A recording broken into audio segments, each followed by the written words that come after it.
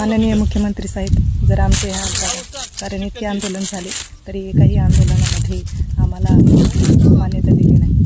आम्ही इतक्या इमानदारीने काम करूनसुद्धा आम्हाला मिळेल तसं वागणूक भेटत नाही. 4 दिवसच वर्दी घालून ड्युटी करायची आणि बाकीच्या दिवसात आम्ही शेतात काम करायचं.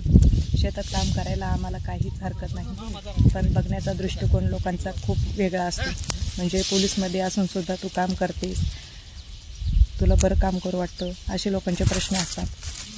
तर मी काय म्हणते, आम्ही इतकी इमानदारीने काम करतो. जर आम्हाला एखादा पॉईंट दिला महाराष्ट्र पोलिसांसोबत तर ते आमच्या जीवावर तो पॉईंट सोडून जात असतात. आम्हाला नंबर देऊन जात असतात की कोणी मोठे अधिकारी आले तर आम्हाला फोन करा म्हणून, पण आम्ही तिथून हलत नाही.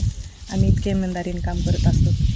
आणि पोलीस स्टेशनमध्ये गेलो तर आमच्याकडून फाईल भरून घेत असतात महाराष्ट्र पोलीस, आणि उरलं सरलं बाहेरचं अंगणसुद्धा झाडायला लावतात.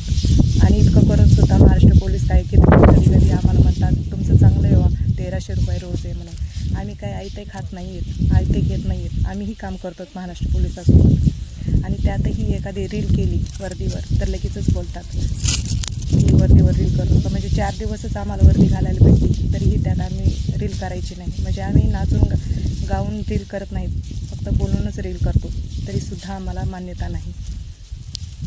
म्हणजे मला काय म्हणायचं आहे, महाराष्ट्र पोलिसांना मी दोष देत नाही, पण तुम्ही महाराष्ट्र पोलिसांपेक्षा आमची आधी स्थापना झाली होती, मग एवढी का दखल घेत नाहीत महाराष्ट्र होमगार्डाची?